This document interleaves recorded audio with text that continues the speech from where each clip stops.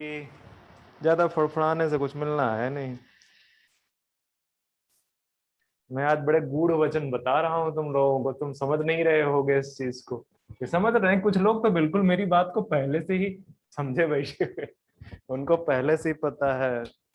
ठीक है, हम कहाँ ज्यादा एफर्ट ले रहे हैं, ना ही हम टेंशन ले रहे हैं, हमको तो कोलकाता घूमने में इंटरेस्ट है कि नहीं? तुम्हें ही बोल रहा हूँ। अच्छा।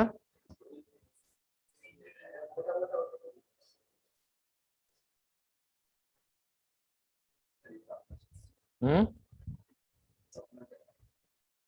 मुझे फैन बंद करो, आवाज थोड़ा गड़बड़ कर रही है, एसी चला लो। अच्छा, एसी के बाद बहुत ज्यादा गर्मी लगने लगी है तुम लोगों को? हम्म।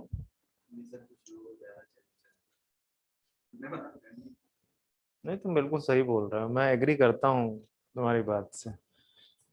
फैट ही होती है जिसकी वजह से लोगों को ज्यादा गर्मी लगती है। हम्म। चलो, हमको भी तो अपना काम ही करना है। हम्म।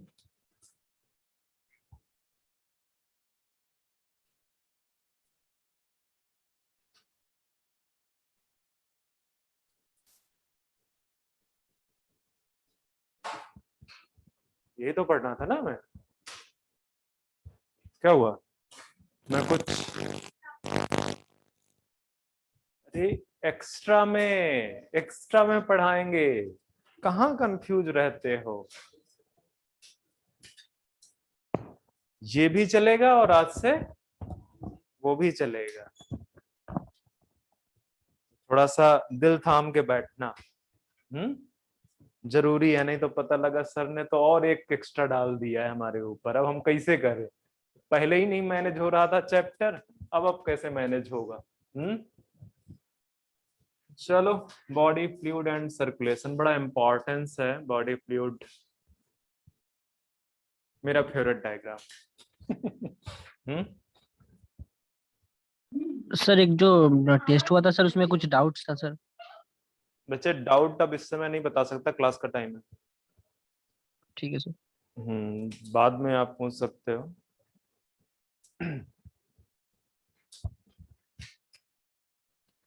तो मैं क्या बोल रहा था, बॉडी फ्लूइड एंड सर्कुलेशन।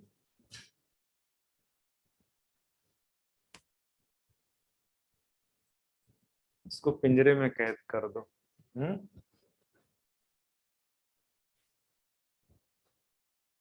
तो क्या है ना कि मेरा मन नहीं कर रहा है स्टार्ट करने का। हम्म। तो थोड़ी देर में स्टार्ट करता हूँ। हम्म। मैं कुछ बता रहा था, तुम लोग समझ नहीं रहे हो, कितने लोगों में मेरी बात समझ में आई? इसको तो नहीं आई, इसको तो मैंने साइड में कर लिया। बाकी बताओ कितने को समझ में आई है मेरी बात? अच्छा चलो, ये बात नहीं बोलोगे आप ये बताओ कितने लोग डेस्टिनी पे बिलीव करते हो? ऐसे ऐसे बोल रहे हो जैसे तुमने डेस्टिनी पहली बार वर्ड सुना है। बिलीव करते हो तो काहे को टेंशन ले रही हो?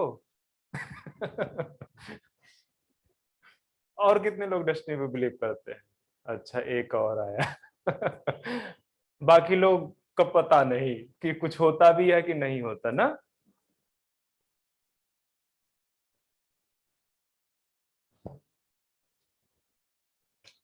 देखो,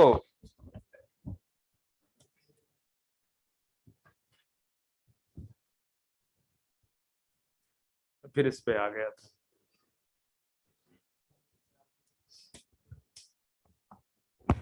तुम तो चाहते ही हो कि कुछ पढ़ाया ना जाए। मैं तुम्हारे अंदर की भावनाओं को समझ पाया है अब। हम्म।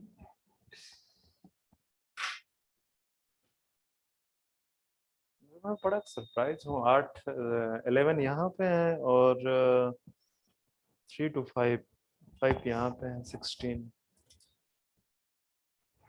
चलो कोई दिक्कत नहीं है, पढ़ना स्टार्ट करते हैं। Body fluid and circulation. Body के अंदर बॉडी फ्लूइड का क्या रोल है आपको पता है कि बहुत सारे टाइप के बॉडी फ्लूइड आपके शरीर में पाए जाते हैं। ठीक है, तो क्या हुआ बच्चे? क्या हुआ? ठीक है, तो मैं क्या बोल रहा था कि बहुत टाइप के बॉडी फ्लूइड्स बॉडी में पाए जा रहे हैं। इनका रोल क्या है? आपके बॉडी के अंदर जो इसेंशियल न्यूट्रिएंट्स हैं, इसेंशियल या जो भी है, वेदर मतलब न्यूट्रिएंट्स की बात मैं कर रहा हूँ, और साथ में ऑक्सीजन, ठीक है। तो न्यूट्रिएंट एंड ऑक्सीजन को सेल्स तक पहुंचाने का जो काम है, ठीक है, वो कौन करता है? बॉडी फ्लूइड करता है, ठीक है। मतलब बॉडी के अंदर बॉडी फ्लूइड का जो मेन काम है वो क्या है? Transportation of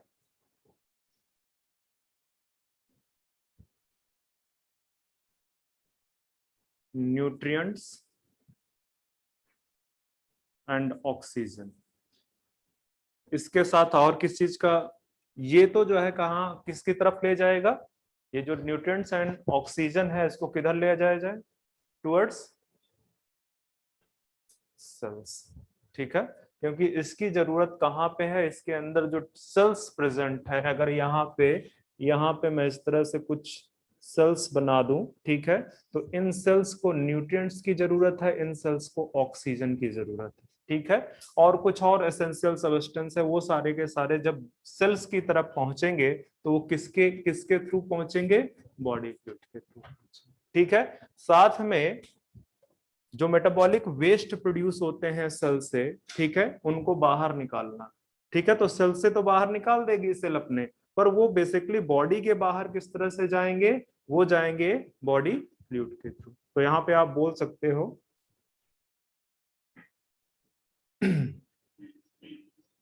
excretory substances. अब आपको एक्सक्रीटरी सब्सटेंसेस पता है, अभी पीछे चैप्टर पढ़ के आ रहे हो क्या? Nitrogenous wastes and their elimination, ठीक है।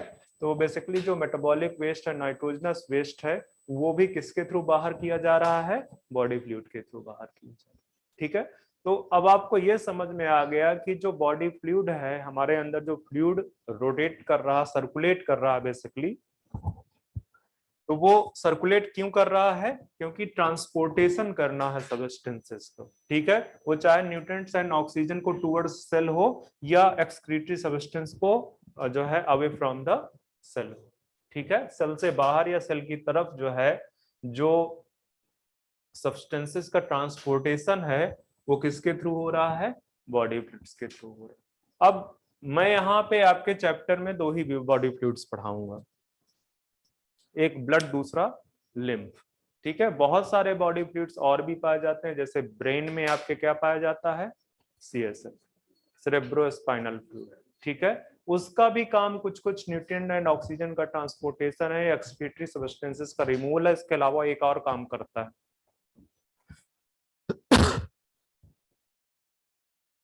प्रोटेक्शन का, ठीक है। फ्लूइड एक बहुत अच्छा शॉक एब्जॉर्बर है, ठीक है।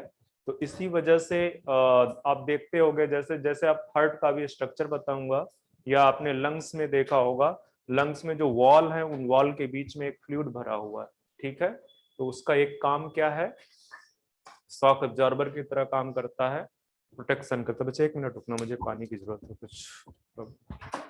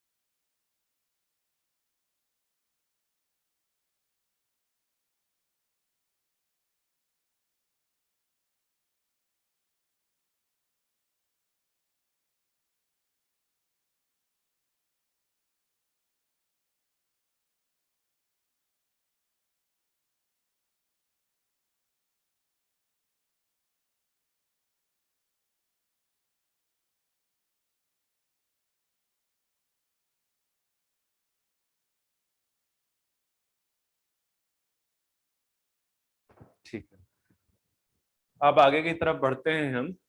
मैंने बोला कि आपको यहाँ पे दो बॉडी फ्लूइड के बारे में पढ़ना है, ठीक है। कौन कौन से?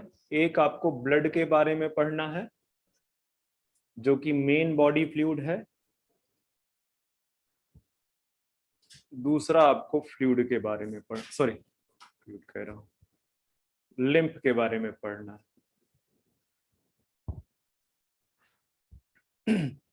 अब आपको पहले ही पता है कि ये दोनों ब्लड एंड फ्लूइड, बार बार फ्लूइड आ रहा है, बट ब्लड एंड लिम्फ, ये दोनों के दोनों आपके किस तरह के कनेक्टिव टिश्यू हैं?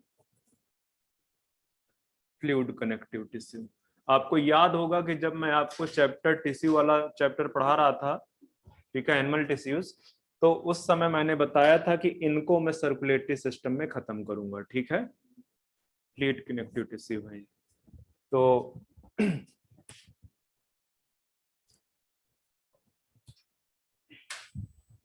और ये भी आपको याद रखना चाहिए कि ये ट्रू कनेक्टिव टिश्यू की कैटेगरी में नहीं आते हैं, ठीक है। मैंने आपको कनेक्टिव टिश्यू में दो टाइप के टिश्यू बताए थे, दो या कई कई टाइप के टिश्यू ऐसे बताए थे, ठीक है। तो उसमें से एक था कनेक्टिव टिश्यू प्रॉपर, वही ट्रू कनेक्टिव टिश्यू है। बाकी जितने भी स्पेशलाइज्ड कनेक्टिव टिश्यू थे, स्पेशलाइज्ड कनेक्टिव टिश्यू में कौन कौन से थे? ये एक तो फ्लूइड कनेक्टिव टिश्यू और एक हमको नहीं पता, दूसरा कौन सा था?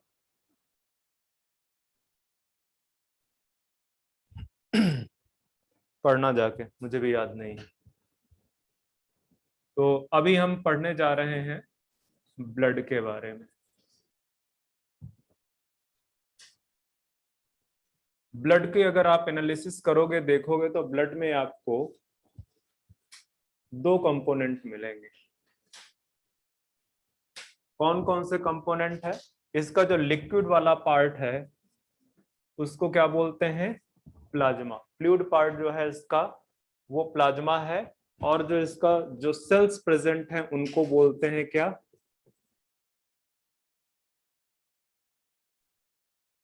फॉर्म्ड एलिमेंट्स, ठीक है। जितनी भी, मतलब यहाँ पे आप इन ब्रैकेट लिख सकते हो ब्लड सेल्स। तो ब्लड सेल्स को क्या बोलते हैं? फॉर्म्ड एलिमेंट्स बोलते हैं। ये जो प्लाज्मा है ये 55% पार्ट कंट्रीब्यूट करता है वहां पे, ठीक है। और ये जो फॉर्म्ड एलिमेंट्स है कितना परसेंट कंट्रीब्यूट कर रहा है?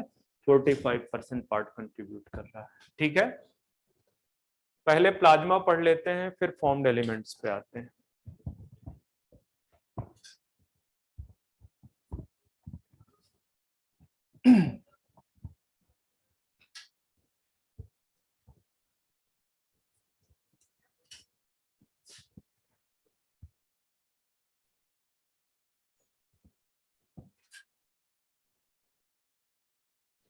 क्यों ट्रू कनेक्टिव टिश्यू नहीं है? एक ट्रू कनेक्टिव टिश्यू होने के लिए उसमें कौन कौन सा चीजें, कंपोनेंट होना जरूरी है? उसमें फाइबर्स होने चाहिए, उसमें मैट्रिक्स होने चाहिए, और क्या करोगे तुम लोग? तो इसमें फाइबर्स है या नहीं है? इसमें स्टार्टिंग में फाइबर नहीं होते हैं, सिर्फ क्लॉटिंग के टाइम पे फाइबर बनता है, ठीक है। मैट्रिक्स प्रेजेंट है।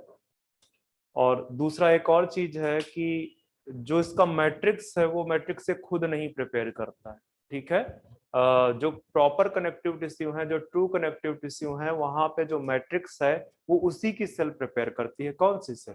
फाइब्रोब्लास्ट, ठीक है। बट यहाँ पे जो ब्लड है उसका मैट्रिक्स लीवर प्रिपेयर करता है, ठीक है। इसकी वजह से कई सारे रीजन है जिसकी वजह से ब्लड एक आपका ट्रू कनेक्टिव टिश्यू नहीं है। चलो रीजन नहीं भी आएगा तब भी चल जाएगा। आते हैं प्लाज्मा के ऊपर। तो जो प्लाज्मा है, प्लाज्मा में आपके 90 to 92% क्या प्रेजेंट है? H2O प्रेजेंट, ठीक है। मतलब मेजॉरिटी ऑफ द पार्ट इसका कौन सा है? वाटर का है, ठीक है। रिमेनिंग 6 to 8% यहाँ पे आपको क्या मिलेंगे? प्रोटीन्स मिलेंगे। 6 to 8% आपको प्रोटीन्स मिलेंगे, ठीक है। और ये जो 6 to 8% प्रोटीन्स हैं, इसमें से 3 प्रोटीन्स बड़ी मेजर, ठीक है। तीन प्रोटीन्स आपको यहाँ पे बड़ी मेजर प्रोटीन्स दिखेंगी, कौन कौन सी? एक है आपका फाइब्रिनोजन, ठीक है। दूसरा है आपका एल्ब्यूमिन, और तीसरा है जो डिफेंस मैकेनिज्म में पार्टिसिपेट करती है, क्या नाम है?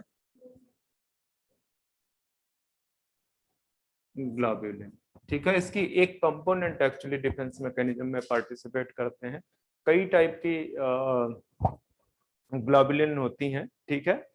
तो अभी ये जो फाइब्रिनोजन प्रोटीन है, ये फाइब्रिनोजन प्रोटीन किस चीज में हेल्प करती है? हेल्प इन क्लॉटिंग, ठीक है। तो लिख दो,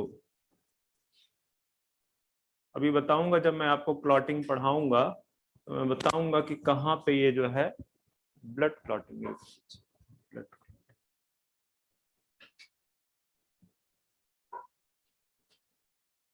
ब्लड क्लॉटिंग में पार्टिसिपेट करती है आपकी फाइब्रिनोजन प्रोटीन। इसके बाद दूसरा है एल्ब्यूमिन, ये मोस्ट अबंडेंट प्रोटीन है ब्लड में, most abundant protein.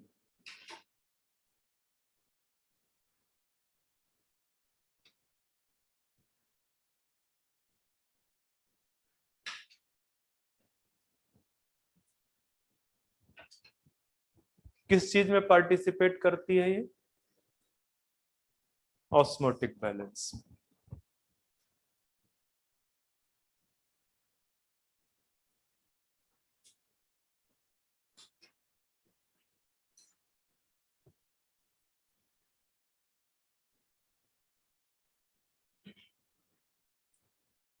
Help in maintaining osmotic balance. जो अभी मैं आपको क्या पढ़ा रहा था लास्ट लेक्चर पे,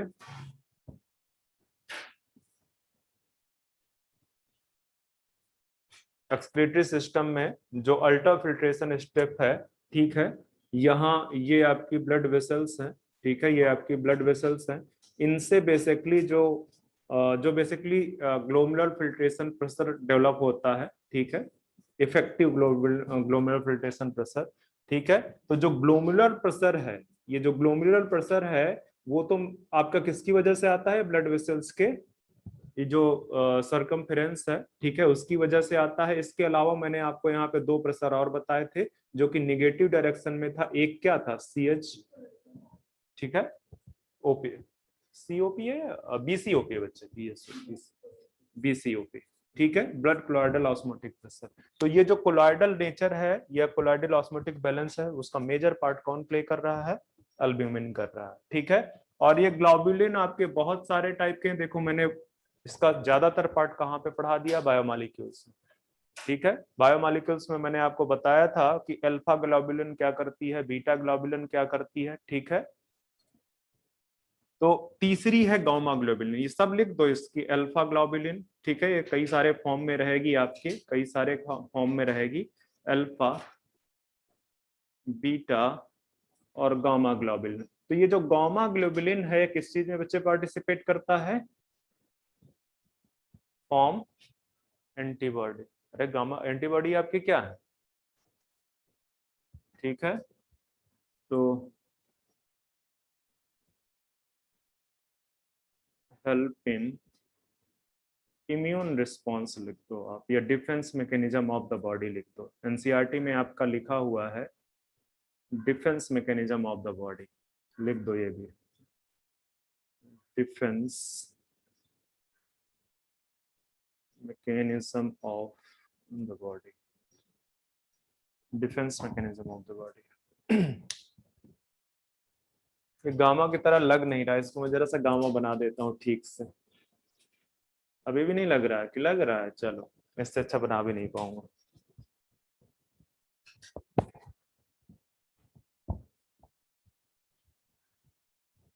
ये प्रोटीन्स और इनके फंक्शन बच्चे याद रखना, क्योंकि ये सारे के सारे आपके एनसीईआरटी के हैं। अल्फा ग्लोबुलिन और बीटा ग्लोबुलिन जो है ये लिपिड और कोलेस्ट्रॉल के ट्रांसपोर्टेशन में पार्टिसिपेट करते हैं, और इसको मैंने बायोमोलिक्यूल्स वाले चैप्टर में लिखा रखा हुआ है, ठीक है। तो ध्यान में रखना, ग्लोबुलिन में जो अल्फा और बीटा ग्लोबुलिन है किस चीज पे पार्टिसिपेट कर रहे हैं? Transport of lipid and cholesterol, या आप बोल सकते हो लिपिड डेरिवेटिव्स। तो ये हो गया। प्रोटीन्स के अलावा और क्या क्या प्रेजेंट होता है बच्चे वहां पे प्लाज्मा में? मैंने दो चीजें तो लिखा दी हैं आपका, वाटर प्लस प्रोटीन्स प्लस क्या प्रेजेंट होते हैं, सॉल्ट्स। ठीक है, सॉल्ट्स प्रेजेंट होते हैं, लिखते जाना। तो साल्ट बेसिकली आपका 1% के आसपास कंट्रीब्यूट करता है। ठीक है, 1% या लेस देन 1% बोल सकते हो। और इसमें मेजर जो साल्ट है वो कौन सा है, NaCl। और NaCl कितना प्रेजेंट होता है, 0.9%। ठीक है, तो अगर आपके ऊपर जो कई बार जब लोग बीमार हो जाते हैं और उनको ड्रिप चढ़ाई जाती है ना, ठीक है, तो उसमें कितना सैलाइन कॉन्सेंट्रेशन होता है, 0.9%। जो प्लाज्मा का जो है कंसंट्रेशन होगा साल्ट का, ठीक है, उसके आइसोटोनिक का उसमें प्रेजेंट हो। ठीक है, तो उसमें जो है 0.9% सैलाइन कंसंट्रेशन होती है, जो ग्लूकोज ड्रिप या जो भी चढ़ाई जाती है, ठीक है, इंजेक्ट की जाती है बॉडी में।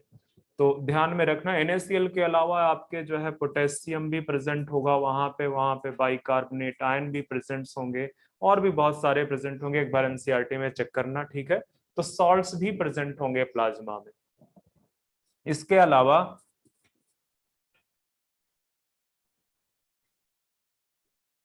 ऑर्गेनिक न्यूट्रिएंट्स जैसे ग्लूकोज,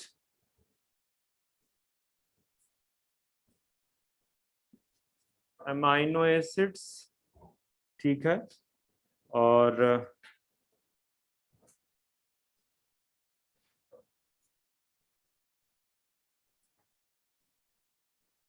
इस तरह की सारी चीजें प्रेजेंट होंगी।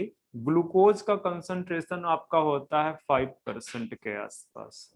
ठीक है, 5% के आसपास। अगर आप बायोमोलिक्यूल्स वाला चैप्टर पढ़े हुए हैं तो आपको ये पता होना चाहिए कि कितने परसेंट ग्लूकोज जो है आपके ब्लड में प्रेजेंट होता है।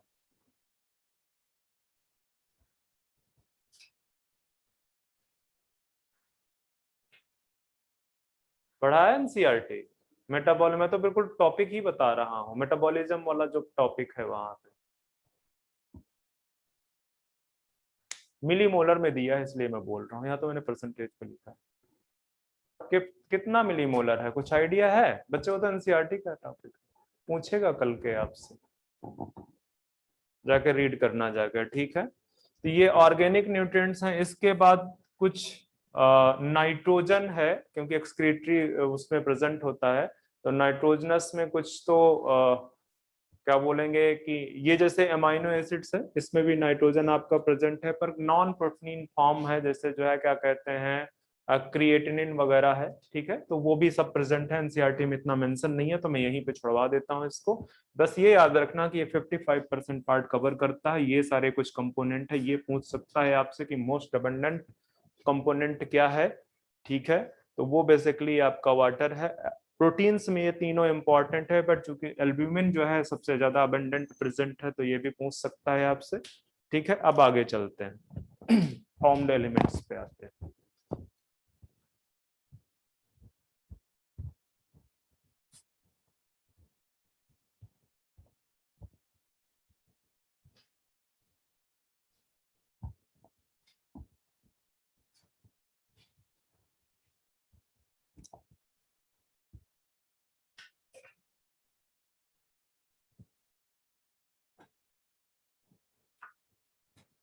तो फॉर्म्ड एलिमेंट्स पहले ही बता रखा है कि ये क्या है, जो ब्लड सेल्स हैं उनको क्या बोलते हैं, फॉर्म्ड एलिमेंट्स बोलते हैं। ठीक है, ब्लड सेल्स को आप फॉर्म्ड एलिमेंट्स बोलते हैं। और ये जो ब्लड सेल्स हैं इसके अंदर, इसको आप दो कैटेगरी में डिवाइड कर सकते हैं। ठीक है, कुछ कुछ उन सेल्स की अपनी यूनिक कैरेक्टरिस्टिक है, इसकी वजह से उनको दो ब्रॉड कैटेगरी में डिवाइड कर सकते हैं।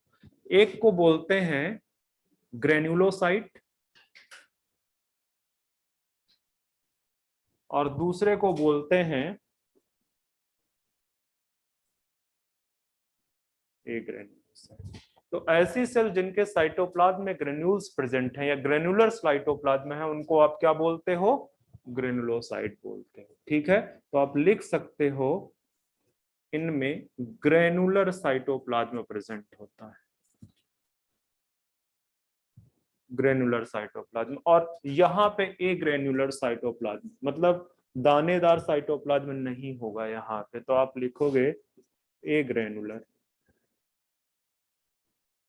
साइटोप्लाज्म। अच्छा, एक और इंपॉर्टेंट चीज है यहाँ पे कि जो ग्रेनुलोसाइट हैं जिनका साइटोप्लाज्म ग्रेनुलर है, उनका जो न्यूक्लियस होता है वो लोब्ड होता है, मतलब कई सारे लोब्स दिखते हैं उसमें। ठीक है, तो आप लिख दो लोब्ड न्यूक्लियस। लोब्ड न्यूक्लियस का मतलब समझ में आ रहा है ना? मतलब जैसे मैं अभी आपको बताऊंगा कि न्यूक्लियस जो है, एक तो न्यूक्लियस इस तरह से हो, दूसरा यहाँ पे इस तरह के लोब्स बने होते हैं, यहाँ पे इस तरह के लोब्स बने होते हैं। ठीक है, तो इस तरह के लोब्ड न्यूक्लियस आपके ग्रेनुलोसाइट में प्रेजेंट होते हैं। और यहाँ पे क्या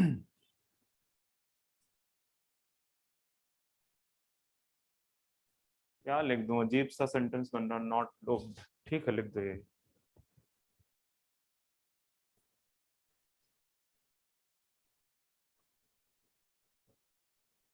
ये हो गया। ठीक है, अब अगर आगे देखें हम किसमें, आपके ग्रेनुलोसाइट में, तो जो ग्रेनुलोसाइट सेल्स हैं वो 3 टाइप्स की फर्दर डिवाइडेड की गई। ठीक है, मतलब ये चीज तो मिलेगी तीनों के तीनों में, बट अभी उनमें कुछ और डिफरेंस है जिसकी वजह से उनको फिर से फर्दर 3 टाइप्स में डिवाइड किया गया हुआ है। तो ये ग्रेनुलोसाइट को आप वहीं पे एक एरो नीचे ले आओ।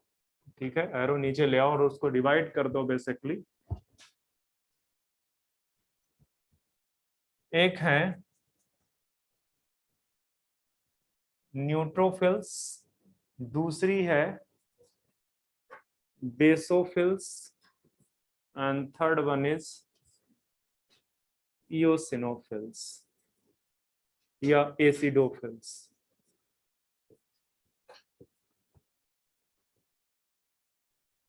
ये है, ठीक है, 3 टाइप्स के हैं, न्यूट्रोफिल्स, इओसिनोफिल्स एंड बेसोफिल्स। अब ये जो न्यूट्रोफिल्स हैं, जितनी भी आपकी बच्चे फॉर्म्ड एलिमेंट्स में, मैंने एक स्टेप क्या कई सारे स्टेप गलत कर दिए।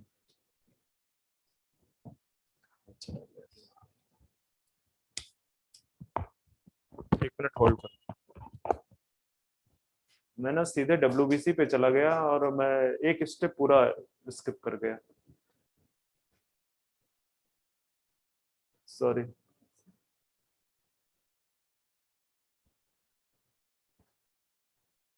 पता नहीं दिमाग में क्या चल रहा था।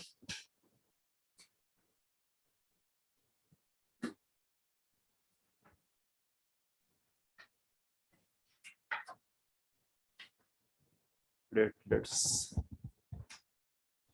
बिल्कुल दिमाग में अजीब सा हो गया पूरा। चलो ठीक है, फॉर्म्ड एलिमेंट्स में आपको ये 3 टाइप्स की सेल्स हैं बेसिकली, 3 टाइप की सेल्स ब्लड मिलेंगी। ठीक है, हम पहले WBC को कंटिन्यू कर लेंगे, ये इसके आगे इसको WBC कंटिन्यू करवा दो।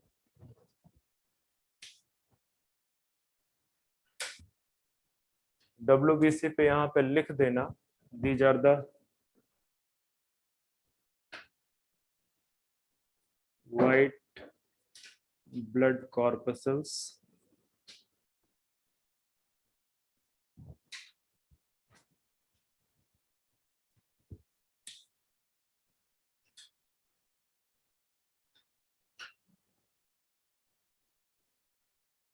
बच्चा ऐसे करो कि इसको यहीं पे इसको यहाँ पे रोक दो, जाके यहाँ पे रोक दो। पहले RBC पढ़ाना जरूरी है, अदरवाइज आप कंपेरेटिव एनालिसिस नहीं कर पाओगे।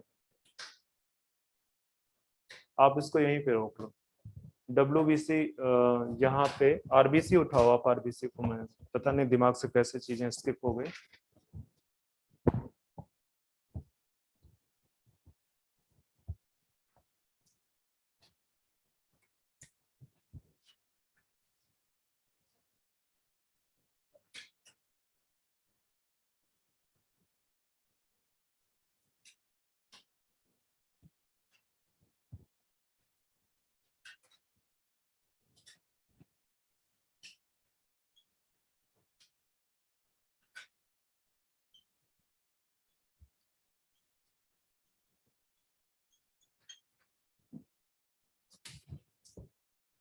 आरबीसी के कई सारे नाम हैं, ये तो फुल नेम है, रेड ब्लड कॉर्पसेल्स बोल दो या रेड ब्लड सेल्स बोल दो, इनको एरिथ्रोसाइट के नाम से भी जानते हैं।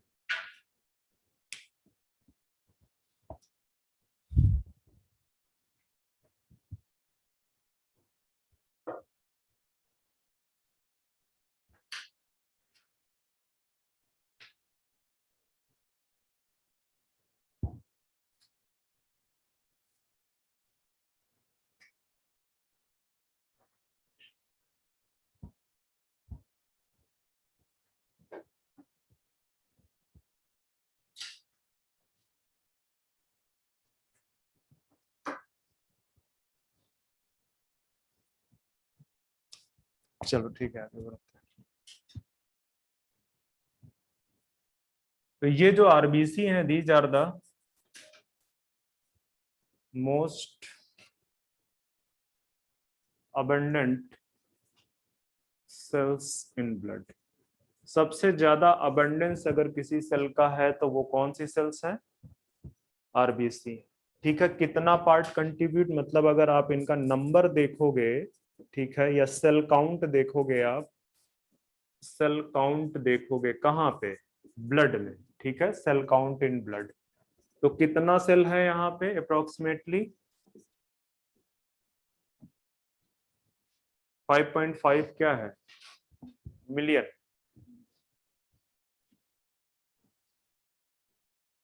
पर 100 ml। कई जगह पर सीसी भी लिखा रखा होता है, ठीक है, तो उसको भी देख लेना आप। ठीक है, अगर आप आरबीसी के शेप की बात करोगे, ठीक है, शेप ऑफ आरबीसी, तो एक्चुअली जब क्या कहते हैं, आरबीसी का डेवलपमेंट स्टार्ट होता है तो स्टार्टिंग में ये स्फेरिकल शेप होता है। ठीक है, स्टार्टिंग में शेप कैसा होगा? स्फेरिकल होगा, स्फेरिकल शेप।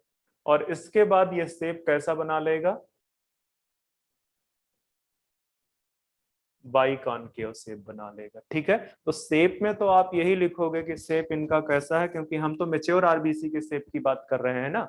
ठीक है, हम पहले स्टार्टिंग में डेवलपमेंट की बात नहीं कर रहे हैं, मेच्योर आरबीसी के शेप की बात कर रहे हैं। तो आप लिखोगे बाइकॉनकेव शेप। अच्छा, बाइकॉनकेव शेप से फायदा क्या है उसको? उसको फायदा ये है कि उसको एक्स्ट्रा सरफेस एरिया मिल जाता है। ठीक है, अगर इसको सपोज कर लो, इसको आप जो है ना दबा रहे हो, ठीक है, अगर ऐसे स्टेज पे होता, ऐसे स्टेज पे होता, ठीक है, तो इसका सरफेस एरिया कम होता है इन कंपेयर टू दिस। ठीक है, ये अंदर जाने की वजह से इसको एक्स्ट्रा सरफेस एरिया मिल गया, और एक्स्ट्रा सरफेस एरिया से मिलने से क्या होगा? जो एक्सचेंज है ऑक्सीजन का, उसके लिए सरफेस एरिया क्या हो गया? इनहांस हो गया। ठीक है, तो इस वजह से वो बाइकॉनकेव शेप जो है ले लेती है अपना। इसमें एक प्रोटीन है जो स्पेक्ट्रिन, वो पार्टिसिपेट करती है इसके इस तरह के बाइकॉनकेव शेप को एडॉप्ट करने के लिए। ठीक है, तो हाँ सर,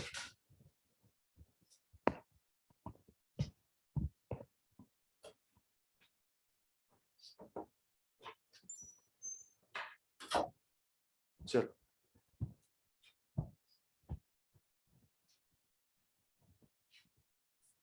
तो ये बाइकॉनकेव शेप है इसका। लाइफ स्पैन की अगर बात करो इसकी, ये सब एनसीईआरटी के टॉपिक हैं, इस वजह से मतलब पॉइंट्स है, तो ध्यान में रखना। लाइफ स्पैन एक मेच्योर आरबीसी का कितना है? 120 डेज। और अगर बच्चे में बात करोगे, न्यू बॉर्न बच्चे में, ठीक है, तो उसमें आपके 100 डेज है। हमको मतलब नहीं है एनसीईआरटी में, चूंकि मेच्योर इसका एडल्ट के लिए बात किया है, चाहे लिख लो यहाँ पे, इन ब्रैकेट लिख दो यहाँ पे एडल्ट। तो एडल्ट में एक 120 डेज जो है इनका लाइफ स्पैन है। नंबर वगैरह ये सब याद रखना, शेप याद रखना, बाइकॉनकेव शेप। वैसे तो नहीं पूछेगा शायद आपसे कि क्यों बाइकॉनकेव शेप की जरूरत पड़ती है, पर अगर पूछता है तो दिमाग में ये रखना कि इससे उसका सरफेस एरिया ऑक्सीजन एक्सचेंज के लिए, गैसेस एक्सचेंज के लिए इंक्रीज कर जाता है। ठीक है, गैसेस एक्सचेंज के लिए इंक्रीज कर जाता है।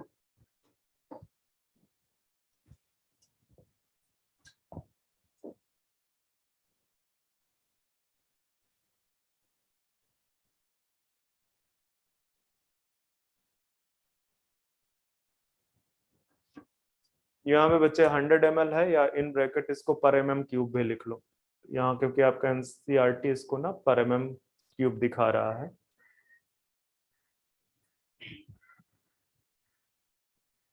इन ब्रैकेट कर लो इसको 5.5 to 5.5 मिलियन पर mm³, इस तरह से इन ब्रैकेट डाल दो इसको, क्योंकि ये नहीं पूछेगा, वो पूछेगा यही चीज इसी टर्म में देगा आपको, 100 ml के टर्म में देगा नहीं। चलो आगे बढ़ते हैं।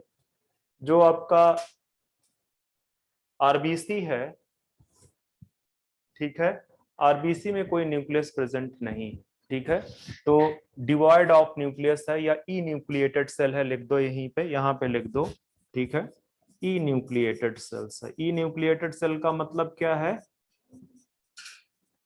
No nucleus. एक्चुअली स्टार्टिंग में न्यूक्लियस होता है, जब डेवलपमेंट हो रहा होता है इसका, ठीक है, तो उस समय इसमें न्यूक्लियस होता है, पर क्या है कि इसका मेन फंक्शन क्या है, ऑक्स मतलब गैसियस ट्रांसपोर्ट में इन्वॉल्व है, तो जितना ज्यादा यहाँ पे गैसियस ट्रांसपोर्ट के लिए रिस्पॉन्सिबल प्रोटीन होगी उतना ज्यादा उसको बेनिफिट होगा। तो मेच्योर जैसे ही होती यहाँ से जो न्यूक्लियस है और जो कुछ ऑर्गेनेल्स हैं वो क्या हो जाते हैं, डिसइंटीग्रेट कर जाते हैं, डिग्रेड कर जाते हैं, ठीक है। तो यहाँ पे सिर्फ आपको क्या देखने को मिलेगा, यहाँ पे ढेर सारा जो इसका साइटोप्लाज्म है, इसका जो साइटोप्लाज्म है, साइटोप्लाज्म में, ठीक है, एबंडेंट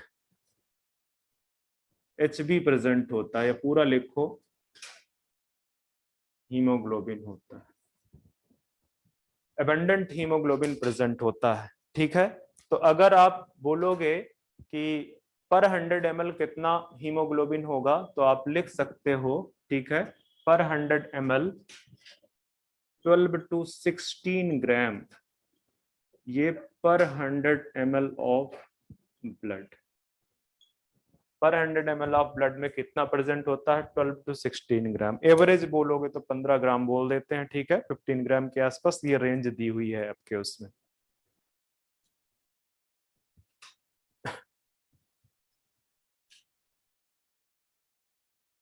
अब थोड़ी सी बात कर लें हीमोग्लोबिन के बारे में। तो हीमोग्लोबिन आपका क्या है,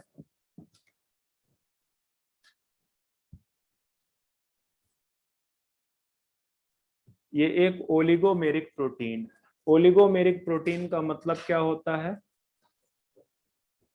ऐसी प्रोटीन जहां पे more than 2 polypeptide chain present, ठीक है, मोर देन 2 ओलिगोमेरिक तो पता होना चाहिए ना, जैसे ओलिगोसैकेराइड है, ठीक है, तो मोर देन 2 पॉलीपेप्टाइड चेन हो। तो यहाँ पे ये जो हीमोग्लोबिन है बेसिकली 2 पार्ट से बनी हुई है।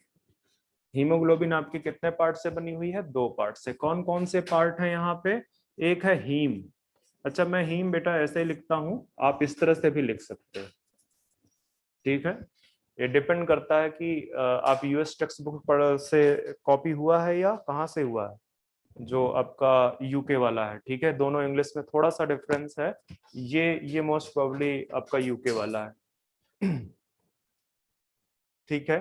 और दूसरा है आपका ग्लोबिन, ठीक है। तो ये जो हीम है, इस हीम में 2 चीजें मिलेंगी आपको, क्या क्या मिलेंगे, आपने हीम तो देखा ही होगा, पढ़ा ही है एंजाइम वाले चैप्टर में। ये क्या है हीम, क्यों पूछ रहे हो, ये बोलना चाहिए ना, सीधे सीधे बोल दिया करो, मत पूछिए सर हमको नहीं आता, अंडरस्टूड। कितने दिन हो गए पढ़ाया मुझे, अच्छा बायोमॉलिक्यूल्स तो हो गया, पर बायोमॉलिक्यूल्स रिवीजन नहीं करते हो घर जाके क्या, कब से कितने महीने हो गया जो बायोमॉलिक्यूल्स या सेल बायोलॉजी आपने रिवीजन नहीं किया, बोले आपने करवाया तो अभी परसों ही तो किया है।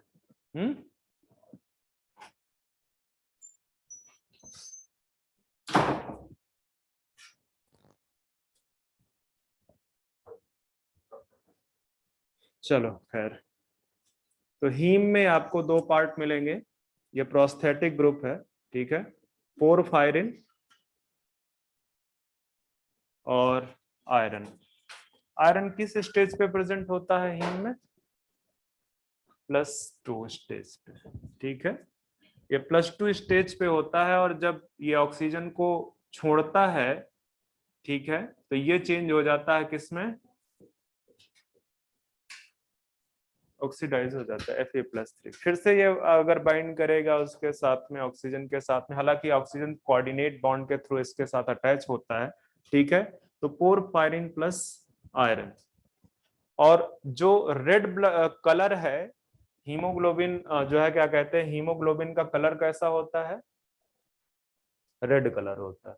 और जो आपका आरबीसी का कलर है वो भी कैसा है, रेड कलर। तो बेसिकली हीमोग्लोबिन उसको कौन सा कलर प्रोवाइड करता है, आरबीसी को, रेड कलर। तो अगर क्वेश्चन आता है कि red colour of RBC is due to दो, तो हो सकता है आपको सीधे सीधे हीमोग्लोबिन लिखा हो, नहीं लिखा होगा तो आपको क्या लिखा होगा, हीम और पोरफायरिन लिखा होगा, ठीक है। बेसिकली वो कलर इसकी वजह से, ठीक है, बेसिकली वो कलर किसकी वजह से है, आयरन की वजह से। तो ध्यान में, या तो मैं लिखा ही देता हूं कि रेड कलर, यहीं पे लिख लो, यहीं पे लिख लो, प्रोवाइड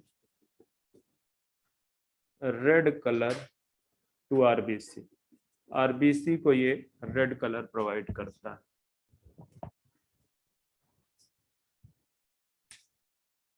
तो हीम में पोरफायरिन है और आयरन है, ठीक है। अब ये जो ग्लोबिन है, ये ग्लोबिन क्या है, कौन सा पार्ट है, प्रोटीन पार्ट है, ठीक है। हीमोग्लोबिन का प्रोटीन पार्ट आपका क्या है, ग्लोबिन है।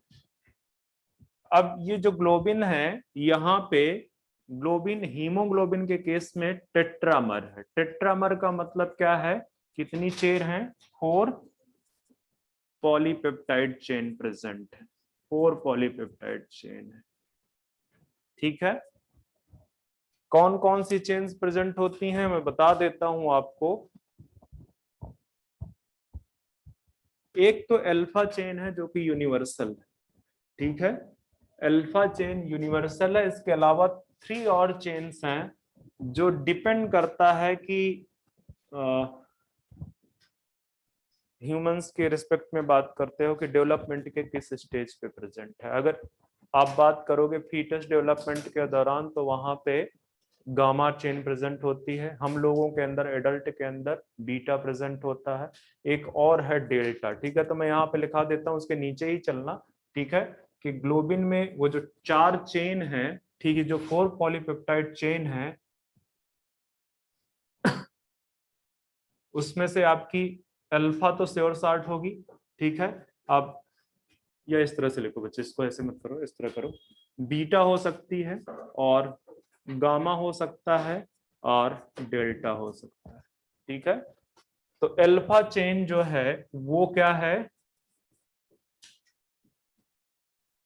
यूनिवर्सल, ठीक है, अल्फा चेन यूनिवर्सल है। ये एक बार बार क्वेश्चन पूछा जाता है कितने अमाइनो एसिड का बना हुआ है, तो ये 141 अमाइनो एसिड का बना हुआ है। ये तीनों जो है, बीटा हो चाहे गामा हो चाहे डेल्टा हो, कितने अमाइनो एसिड्स की बनी हुई होती हैं, 146 अमाइनो एसिड्स की बनी होती है, ठीक है। तो अगर मैं ह्यूमन एडल्ट की बात करूं,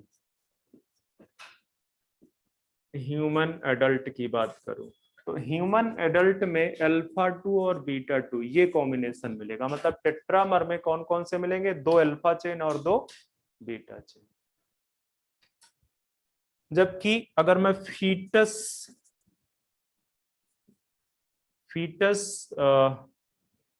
की बात करूं, ह्यूमन फीटस की, या फीटल एच बी लिख दो, फीटस एच बी के लिख दो, तो यहाँ पे अल्फा 2 होगा, और कौन सा है, गामा है डेल्टा, मैं कंफ्यूज हो रहा हूँ थोड़ा सा, गामा है, सर हो।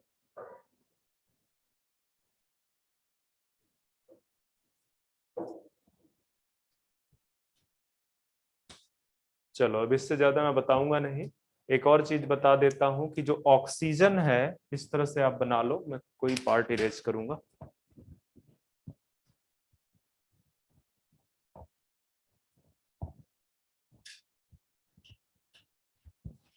जैसे एक मैं आपके लिए पूरा का पूरा ग्राफिकल रिप्रेजेंटेशन दे दूं।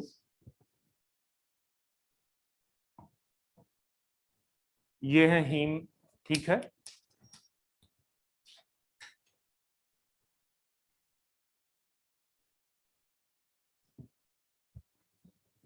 ये जो ब्लैक से दिख रही है ये पॉलीपेप्टाइड चेन है, ठीक है, पॉलीपेप्टाइड चेन है, जिसमें से आप ये बोल सकते हो कि ये आपकी अल्फा 2 है, ये दोनों आपकी बीटा 2 है, ये अल्फा 2 हो गए, ये दो बीटा 2 हो गए, ठीक है, बीटा की दो चेन हो गई।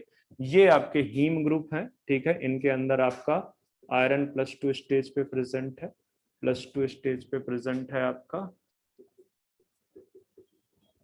ठीक है। और इन सब के साथ में ऑक्सीजन क्या है, ऑक्सीजन कोऑर्डिनेटेड है। मैं इसलिए बता रहा हूं कि आगे आप जब ट्रांसपोर्टेशन आपने पढ़ रखा है ना, ट्रांसपोर्टेशन ऑफ पढ़ा दिया है ना, ब्रीदिंग एक्सचेंज ऑफ गैसेस, ठीक है। तो जब वो ट्रांसपोर्टेशन में एक एचबी मालिक्यूल कितने ऑक्सीजन को कैरी करता है, 4 को। तो वो यहाँ से आपको समझ में आ जाएगा कि ये जो दिख रहा है ये टोटल क्या है, दिस इज 1 एचबी मालिक्यूल, ये एक एचबी मालिक्यूल है। और ये via coordinate bond basically 4 oxygen को ट्रांसपोर्ट कर रहा है। तो ये क्वेश्चन एक बार पूछा भी जा चुका है, ठीक है। कौन सा बॉन्ड प्रेजेंट है यहाँ पे, हीम के आयरन के साथ में और ऑक्सीजन के साथ में, कोऑर्डिनेट बॉन्ड। तो ये एक टेट्रामर एचबी है आपका, ठीक है।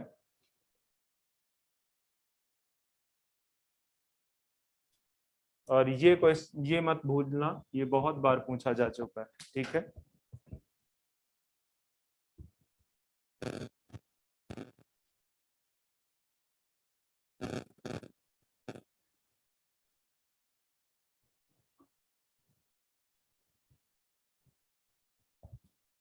न्यूक्लियस के बारे में मैं पहले ही बता चुका हूं कि डिवाइड ऑफ न्यूक्लियस, ठीक है। अगर आप बात करोगे मैमल्स के केस में, तो मैमल्स के केस में कैमल में क्या है, न्यूक्लियस प्रेजेंट। तो आप लिख सकते हो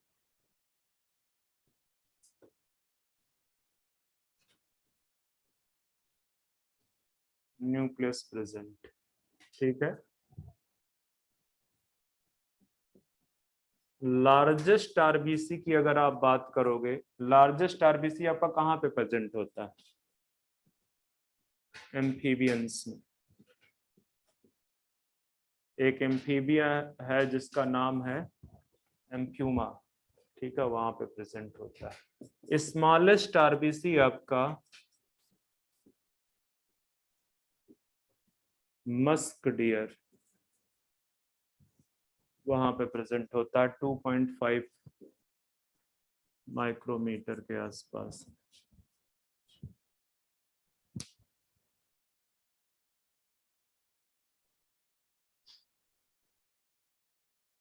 आरबीसी के बारे में मुझे लग रहा है मुझे जितनी चीजें बतानी थी मैंने बता दिया है। एचबी आरबीसी सबको आप याद रखना, बड़ा इंपॉर्टेंट पार्ट है ये, ठीक है। आगे आते हैं हम अब वापस से डब्ल्यूबीसी में।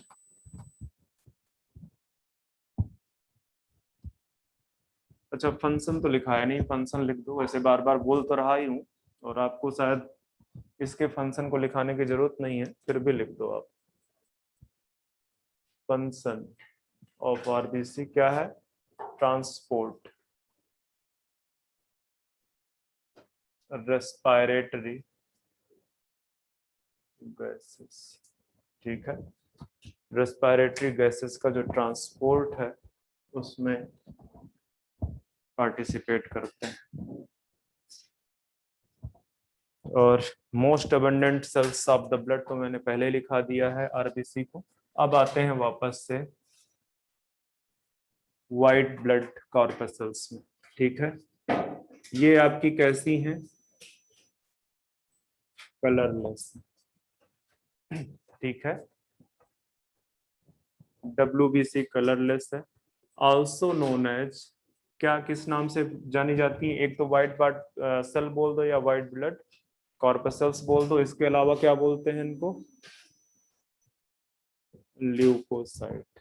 ठीक है, ल्यूकोसाइट का मतलब ही होता है कलरलेस, इसका मतलब ही होता है क्या, कलरलेस। ठीक है, तो ये कलरलेस सेल्स है। इसके बाद अगर हम बात करें तो इनका जो लाइफ स्पैन है वो इतना, जितना एनसीईआरटी में लिखा है मैं वही बताऊंगा। ठीक है, लाइफ स्पैन बहुत कम है। ठीक है,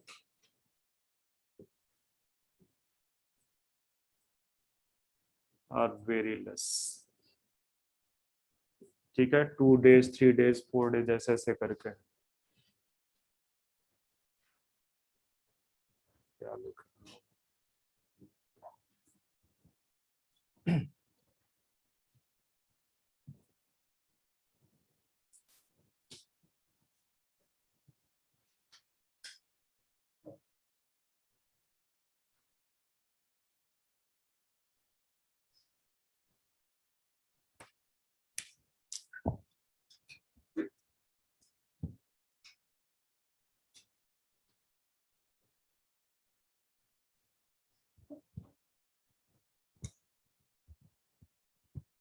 लिख दो यहाँ पे, न्यूक्लिएटेड है। ठीक है, न्यूक्लिएटेड है मतलब न्यूक्लियस प्रेजेंट है, रिलेटिवली लार्ज इन साइज। इनमें थोड़ा इनका जो साइज है विद रिस्पेक्ट टू आरबीसी वो बड़ा हुआ है, बड़ा है। ठीक है, रिलेटिवली लार्ज इन साइज।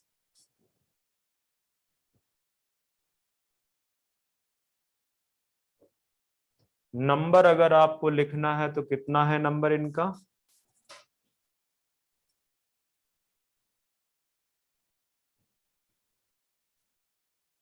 ये 4000 to 6000, ये इनका नंबर है। ठीक है, पर mm³। अच्छा, जो काउंट है इनका, ठीक है, सेल काउंट ऑफ डब्ल्यूबीसी को क्या बोलते हैं,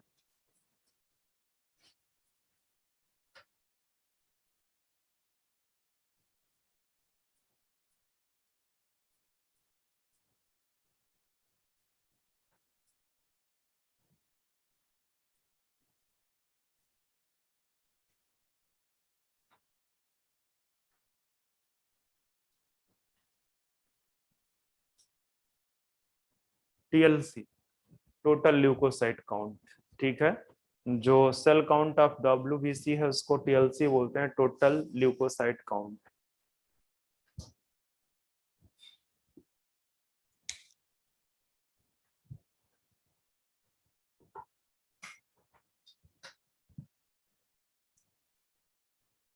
एक डीएलसी भी होता है, डिफरेंशियल ल्यूकोसाइट काउंट। डिफरेंशियल का मतलब जितने टाइप के इसके अंदर डिफरेंट सेल्स हैं, अगर उनको सबको सेपरेट बताना हो कितना कितना प्रेजेंट है तो उसको क्या बोलते हैं, डिफरेंशियल ल्यूकोसाइट काउंट। पर अब इससे ज्यादा जरूरत नहीं है, इससे ज्यादा जरूरत नहीं। ये नंबर याद रखना बहुत इंपॉर्टेंट है। ठीक है, इसके अलावा ये नंबर बहुत इंपॉर्टेंट है, अभी तक मैंने जो बता रखा है। ठीक है, कलरलेस है इसका मतलब यहाँ पे क्या एब्सेंट होगा, हीमोग्लोबिन जैसा कोई कलर्ड पिगमेंट प्रेजेंट नहीं है वहां पे। ठीक है, अब वापस से आते हैं, दोबारा से लिख लो नहीं तो आपको अच्छा नहीं लगेगा। ठीक है, कि डब्ल्यूबीसी को आप डिवाइड कर दो, ए ग्रेनुलोसाइट और इसको पहले ही रखो, ग्रेनुलोसाइट को पहले रखो, ए ग्रेनुलो को बाद में रखो क्योंकि मुझे फिर थोड़ा granulocyte and A granulocyte. Granulocyte के बारे में मैंने बाकी चीजें बता दी थी आपको। ठीक है, कौन कौन सी, कि इनका साइटोप्लाज्म ग्रेन्युलर होता है, इनमें जो न्यूक्लियस है वो लोब्ड होता है, कई सारे लोब में डिवाइडेड होता है। ठीक है, फिर मैंने आपको बता दिया था कि यहाँ पे आपके 3 टाइप के सेल्स हैं, 3 टाइप्स के सेल्स हैं, न्यूट्रोफिल्स, ठीक है, बेसोफिल्स और इओसिनोफिल्स और एसिडोफिल्स। ठीक है, तो जो न्यूट्रोफिल सेल्स हैं, जितनी भी डब्ल्यूबीसी हैं उसमें से सबसे ज्यादा अबंडेंट कौन सी है? न्यूट्रोफिल्स हैं। तो ये मोस्ट अबंडेंट इन WBC, जितनी भी, ठीक है, WBC है उसमें से मोस्ट अबंडेंट है। कितना परसेंट ऑक्युपाई कर रही है? 60 to 65% of total WBC। Total WBC का 60 to 65% पार्ट है। ये फैगोसिटिक सेल्स है। फैगोसिटिक सेल्स का मतलब क्या है? कि जो सेल ईट करती है अदर सेल्स को, एबनॉर्मल सेल्स को, या अदर कोई बाहर से कोई पैथोजन आ जाए उसको, ठीक है। तो ये बेसिकली आपकी फैगोसिटिक सेल्स है।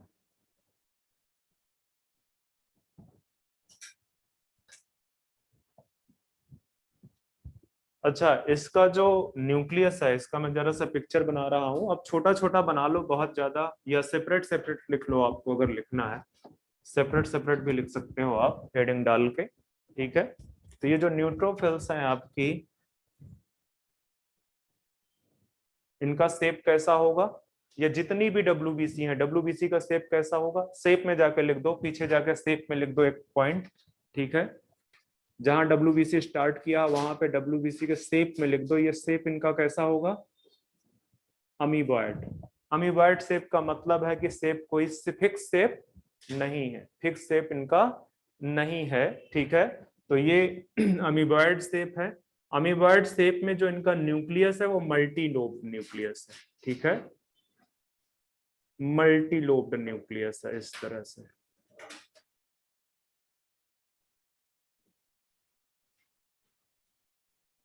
तो लिख दो इसका जो न्यूक्लियस है आपका,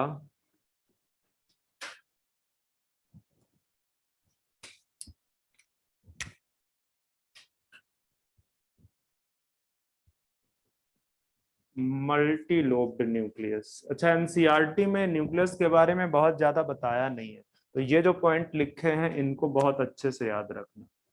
इनको बहुत अच्छे से याद रखना कि मोस्ट अबंडेंट है, 65% के आसपास है, और फैगोसिटिक सेल्स है, ठीक है, फैगोसिटिक सेल्स है। इनका जो साइटोप्लाज्म है वो कैसा है? ग्रेनुलर साइटोप्लाज्म है। और नाम इसका न्यूट्रोफिल इसलिए दिया गया है कि ये एसिडिक या बेसिक दोनों डाई से स्टेन किए जा सकते हैं, ठीक है। एसिडिक या बेसिक दोनों डाई से स्टेन किया जा सकते हैं, इसलिए इनको बोलते हैं न्यूट्रोफिल्स। ओके, तो अब आते हैं बेसोफिल्स, ठीक है। इनका नाम इसलिए बेसोफिल दिया गया हुआ है क्योंकि ये किस डाई से स्टेन किए जाते हैं? बेसिक डाई से, ठीक है। मैं सेपरेट कर लेता हूं बेसोफिल को, या वहीं पे लिख लो आप, ठीक है, लिख दो।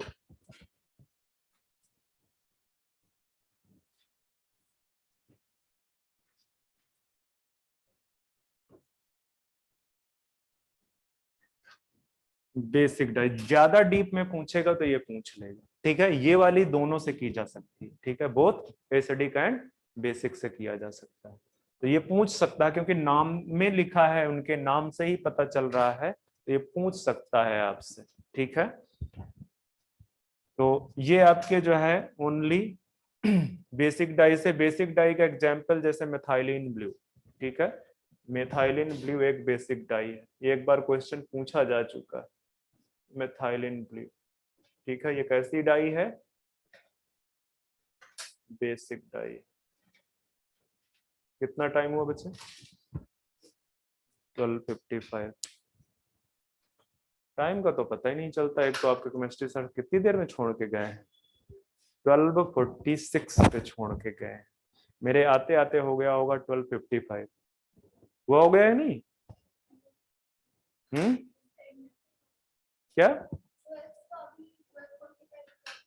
अच्छा, हाँ, मतलब 11:55। अरे इतना अंडरस्टूड रहा करो। चलो, तो बेसिक, ये बेसोफिल के बारे में ये आपने देख लिया।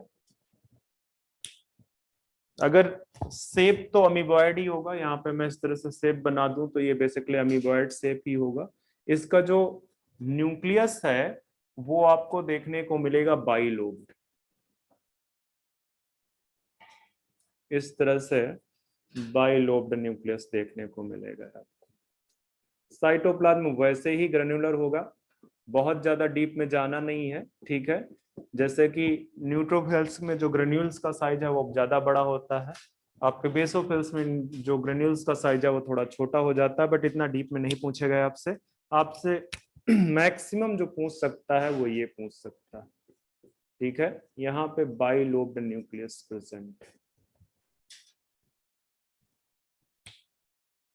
और पहले लिखा दिया है कि stain can be stain only with basic dye. हाँ, एक और बड़ा चीज है जो सबसे ज्यादा इंपॉर्टेंट है यहाँ पे, क्या, इसका नंबर सबसे कम है, ठीक है। These are the least in number, किसके रिस्पेक्ट में, WBC के काउंट के रिस्पेक्ट में। टोटल WBC में सबसे कम कितना है, 0.5 to 1%, 0.5 to 1% ये प्रेजेंट होते हैं बेसोफिल्स। तो ये आपका बेसोफिल्स हो गया। अब इसमें एक और इंपॉर्टेंट चीज है, इसका फंक्शन, ठीक है। उसका तो फंक्शन मैंने लिखा दिया था कि ये कैसी सेल्स हैं, फैगोसिटिक सेल्स हैं, ठीक है। बेसोफिल का जो फंक्शन है, फंक्शन में लिख दो सिक्रीट्स सेरोटोनिन, हिस्टामिन, एक कोई और केमिकल है, क्या,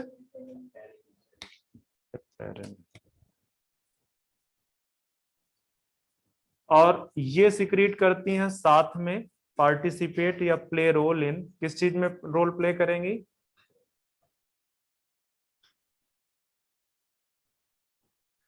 इंफ्लेमेटरी रिएक्शंस या रिस्पॉन्स, ठीक है। इंफ्लेमेटरी रिएक्शंस में पार्टिसिपेट करती हैं, तो ये बहुत इंपॉर्टेंट है, इनके फंक्शन ध्यान में रखना। अब आते हैं थर्ड, जो इओसिनोफिल या एसिडोफिल्स हैं, ठीक है। तो जो एसिडोफिल्स हैं इनका जो नंबर है वो 2 to 3% के आसपास है, ठीक है। They can be stain with acidic dye, ठीक है। इनको अगर स्टेन करना है तो आप, मतलब इनके अंदर जो ग्रेन्यूल्स हैं, जो ग्रेन्यूल्स का केमिकल नेचर है वो कैसा होगा, एसिडिक डाई से स्टेन है, मतलब बेसिक नेचर होगा उनका, ठीक है। तो मैं क्या लिखने जा रहा हूं, इओसिनोफिल्स, ठीक है। Eosinophils are acidophils. तो ये भी आपके अमीबॉइड शेप में मिलेंगे, ठीक है। इनका जो न्यूक्लियस है वो स्पिंडल शेप्ड होता है, ठीक है। स्पिंडल शेप, इस तरह से न्यूक्लियस देखने को मिलेगा।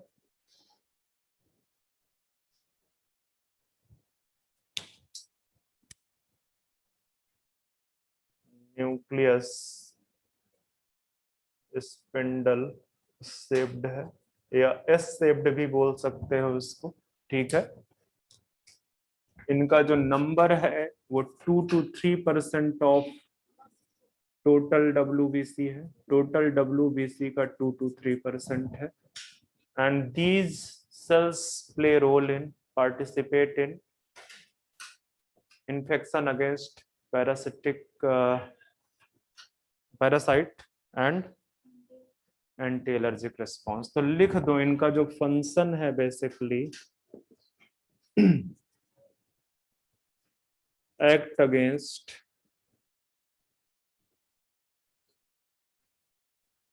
Parasitic infection and allergic response या रिस्पॉन्स।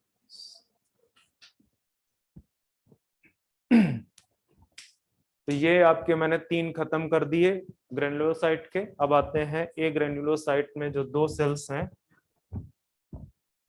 एक है मोनोसाइट्स और दूसरी है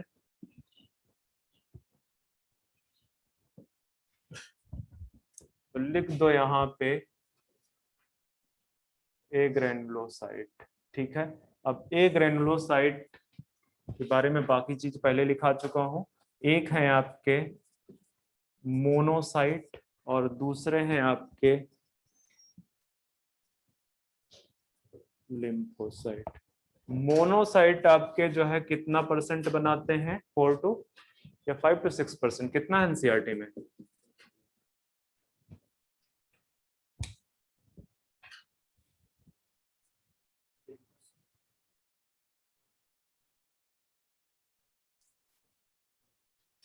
सिक्स टू 8%,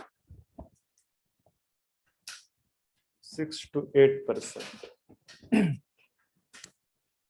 अच्छा, WBC है तो शेप तो कैसा होगा, अमीबॉयड ही होगा, ठीक है, अमीबॉयड इन शेप, ओके। और जो इनका न्यूक्लियस है, इनका न्यूक्लियस कैसा होगा?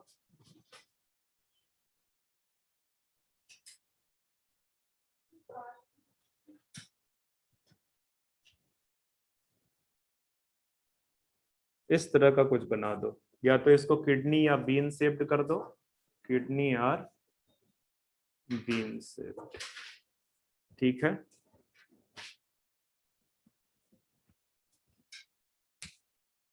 बाकी साइटोप्लाज्म में ग्रेनुलर होगा नहीं।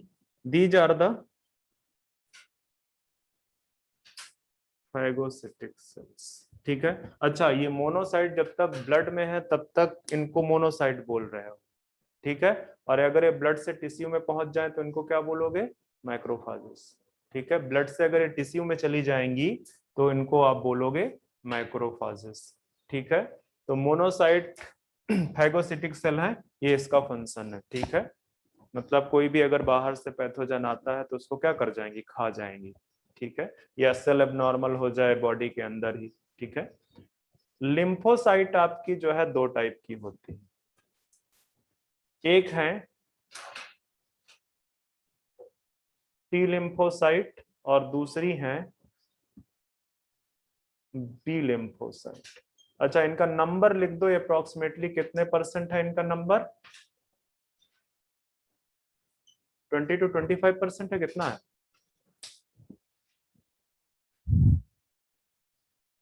हाँ ठीक है, 20 to 25%, ठीक है। टोटल WBC का 20 to 25% है, T lymphocyte and B lymphocyte, ठीक है। आपको पता है कि लिम्फोसाइट का काम क्या है, डिफेंस है, बेसिकली डिफेंस में पार्टिसिपेट करते हैं। तो आप लिख सकते हो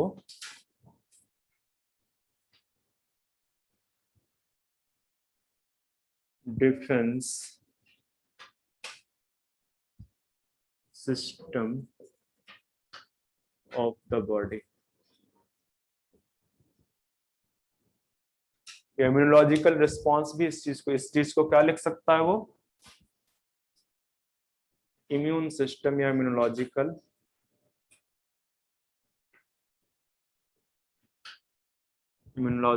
रिस्पॉन्स का पार्ट बनता है, ठीक है। और डीप में जाओगे तो टी लिम्फोसाइट दिया है कि नहीं एनसीईआरटी में, इतना आगे तो पढ़ाना ही है हमें इसको। बी लिम्फोसाइट आपका क्या प्रोड्यूस करता है,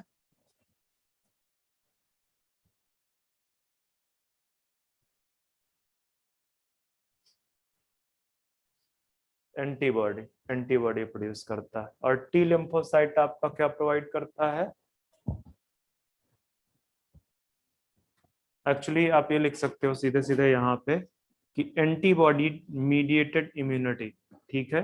ABI का पार्ट है ये, ठीक है, एंटीबॉडी मीडिएटेड इम्यूनिटी। और ये किसका है, सेल मीडिएटेड इम्यूनिटी का पार्ट बनाता है।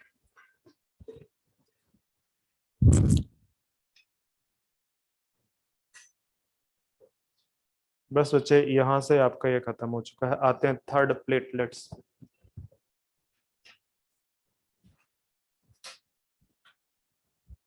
नंबर इनका याद रखना और ये फंक्शन जो ऊपर लिखा हुआ वो याद रखना।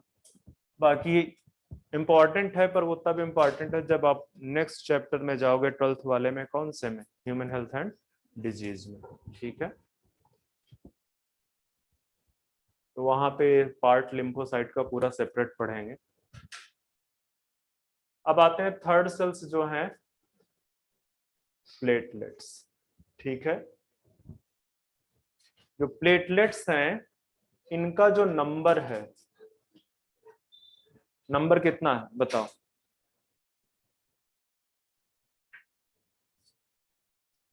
1.5 मिलियन टू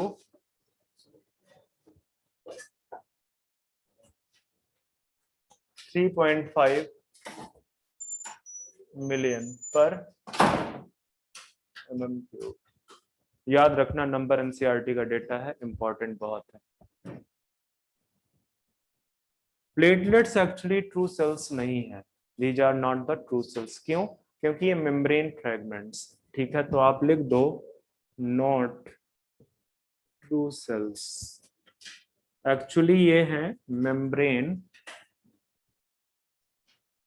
फ्रेगमेंट्स, और डिराइव्ड कहां से होते हैं?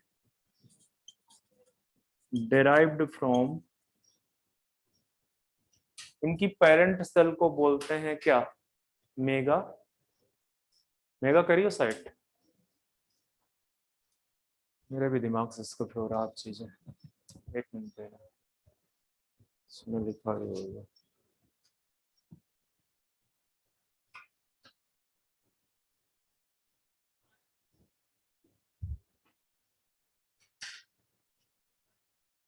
हाँ, मेगा कैरियोसाइट।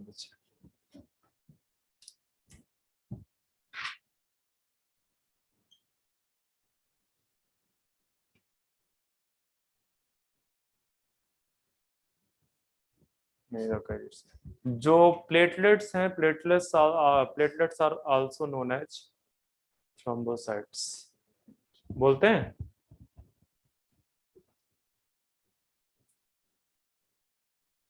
इनको थ्रोम्बोसाइट भी बोलते हैं। अच्छा, फंक्शन के रिस्पेक्ट में आओगे तो प्लेटलेट्स ना कुछ इंपॉर्टेंट फैक्टर्स रिलीज करते हैं इनएक्टिव फॉर्म में। कहाँ पे? ब्लड में, जो हेल्प करते हैं क्लॉटिंग ऑफ ब्लड में, ठीक है, तो लिख दो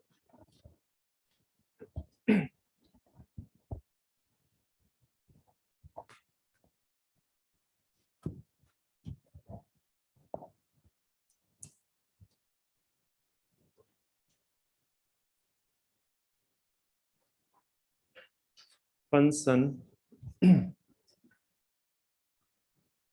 इस तरह से लिखो, help in clotting of blood, ठीक है। क्यों हेल्प करती हैं ब्लड में? लिख सकते हो next, platelet produce clotting factors.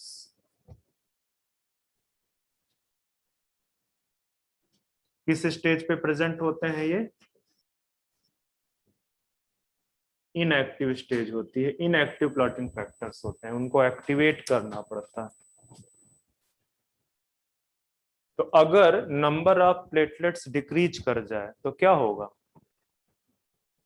Blood clotting नहीं होगा, तो एक्सेसिव लॉस ऑफ ब्लड हो जाएगा, ठीक है। अगर आपको कहीं इंजरी होती है तो ब्लड बहुत ज्यादा लॉस हो जाएगा, डेथ हो सकती है।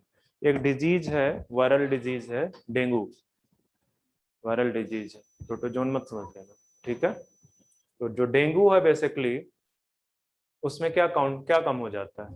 प्लेटलेट काउंट कम हो जाता है। तो आप लिख सकते हो, लिख दो यहीं पे,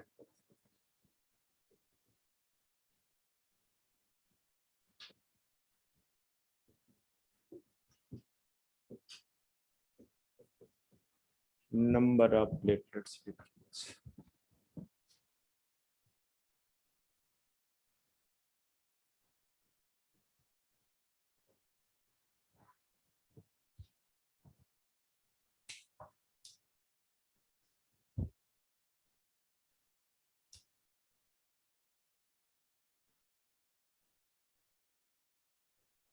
चलो आगे बढ़ते हैं। कितना टाइम हुआ? टाइम तो नहीं हुआ बच्चे, आप अपने केमिस्ट्री सर को बोलिए कि जल्दी छोड़िए। मैं अगर ऐसे रोज रोज छोड़ता रहा तो फिर सिलेबस मेरा हो गया काम।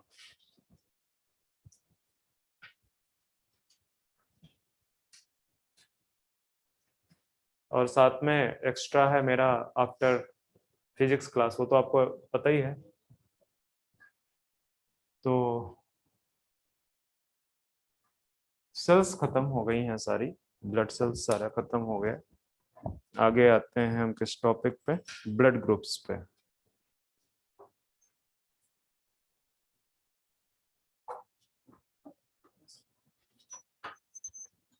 बच्चे यहाँ पे एक चीज वैसे तो मैंने बोल ही दिया पर आप लिख लो, ठीक है।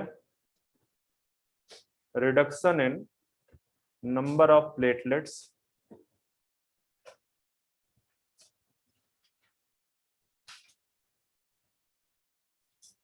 may leads to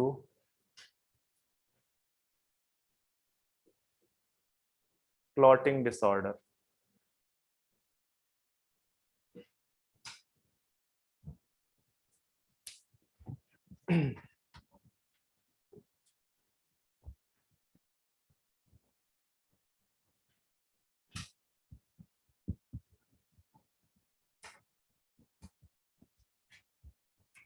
नेक्स्ट आते हैं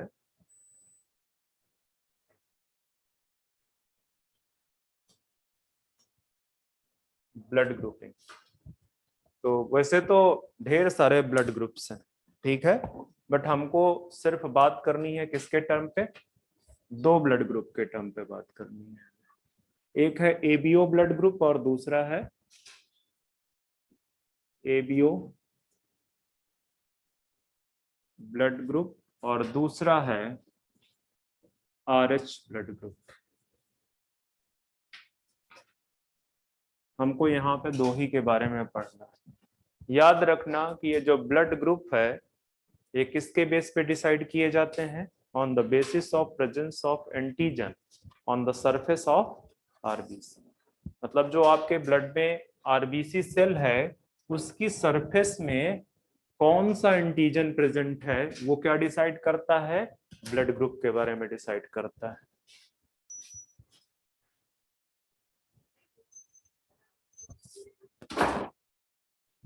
अब तो समझ ही रहे होगे कि मुझे तो चाय मिल गई, तो मैं क्या करूंगा, मैं और खींचूंगा।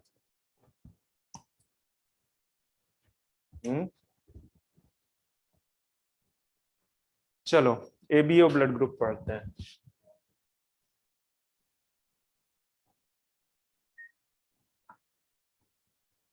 अच्छा, आप सबसे पहले या तो एबीओ ब्लड ग्रुप की हेडिंग डालने से पहले, हाँ एबीओ ब्लड ग्रुप की हेडिंग मत डालो, आप सिर्फ ब्लड ग्रुप डालो। आप वो ब्लड ग्रुपिंग चल ही रहा है, चल ही रहा है वो।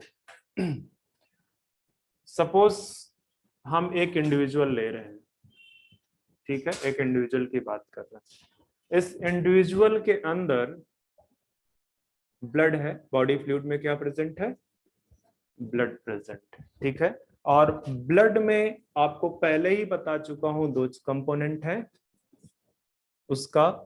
मैं इधर ब्लड सेल्स पहले ले लेता हूं, ठीक है। ब्लड सेल्स और ब्लड सेल्स में चूंकि क्या प्रेजेंट है, मेनली आरबीसी। तो यहाँ पे या तो सिर्फ लिख लो, पूरा लिख लो नहीं तो कंफ्यूज हो गए। ये ब्लड सेल्स, ठीक है, और ब्लड सेल्स में आपकी मेनली ब्लड सेल्स कौन सी हैं, आरबीसी, ठीक है। और इधर की तरफ आपका क्या प्रेजेंट है, प्लाज्मा प्रेजेंट। मैं ये इसलिए बता रहा हूं आपको कि जो आरबीसी है, आरबीसी की सरफेस पे एंटीजन प्रेजेंट है और वो क्या डिसाइड करता है, ब्लड ग्रुप को डिसाइड करता है, ठीक है।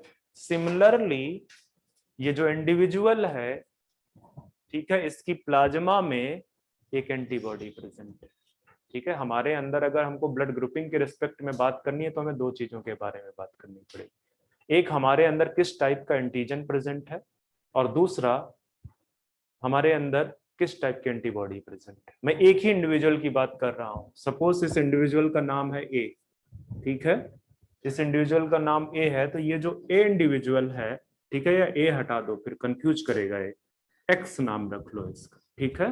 ये जो एक्स इंडिविजुअल है इसकी जो सेल्स है आरबीसी, आरबीसी की सरफेस में किस टाइप का एंटीजन प्रेजेंट है, ठीक है, वो तो name of the blood group बताएगा। वो क्या बताएगा, ब्लड ग्रुप का नाम बताएगा, ठीक है। अच्छा, उसके प्लाज्मा में एंटीबॉडी किस तरह की प्रेजेंट है, ठीक है। और ये भी याद रखना कि अगर मैं ये कह दूं कि इसकी जो आरबीसी है, इसकी आरबीसी की सरफेस पे, इसकी आरबीसी के सरफेस पे ये जो एंटीजन प्रेजेंट है, ठीक है, let's say A antigen present है, तो इसकी प्लाज्मा में एंटीबॉडी ए के अगेंस्ट नहीं हो सकती, मतलब सेल्फ के अगेंस्ट, अपने आप के अगेंस्ट में कोई एंटीबॉडी डेवलप नहीं होती है, ठीक है, अपने आप के अगेंस्ट में कोई एंटीबॉडी डेवलप नहीं होती है। तो एंटीबॉडी कौन सी होगी? दूसरे एंटीजन के। और ये भी याद रखना कि अगर हम एबीओ ब्लड ग्रुप की बात करते हैं तो मैक्सिमम दो ही टाइप के सरफेस एंटीजन मिलेंगे, दो ही टाइप के सरफेस एंटीजन मिलेंगे, या तो वो ए होगा या तो वो बी होगा, ठीक है, ए होगा या बी होगा। तो आप यहां पे लिख सकते हो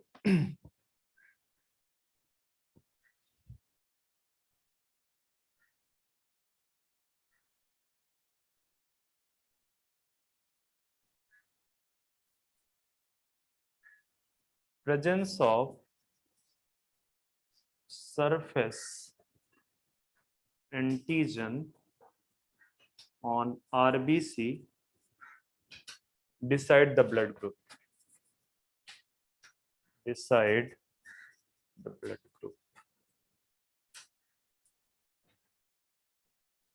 ठीक है। कौन डिसाइड कर रहा है ब्लड ग्रुप को? जो एंटीजन है, कहां पे? सरफेस ऑफ आरबीसी पे।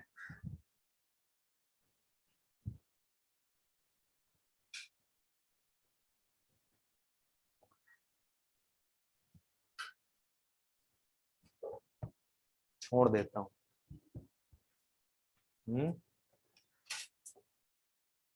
क्योंकि 17 हो गया, मैं आगे खींचूंगा तो खत्म होगा नहीं। तो आगे क्या स्टार्ट करेंगे? रिप्रोडक्शन स्टार्ट कर लेते हैं बच्चे, अदरवाइज एक साइकोलॉजिकल प्रेशर तुम्हारे अंदर डेवलप होना स्टार्ट हो जाएगा। अभी चेहरे में जो लोग सीरियस हैं उनके चेहरे में अभी भी 12 बजे हुए हैं, हालांकि इनफ टाइम है अभी। हाँ, बशर्ते पढ़ते रहो।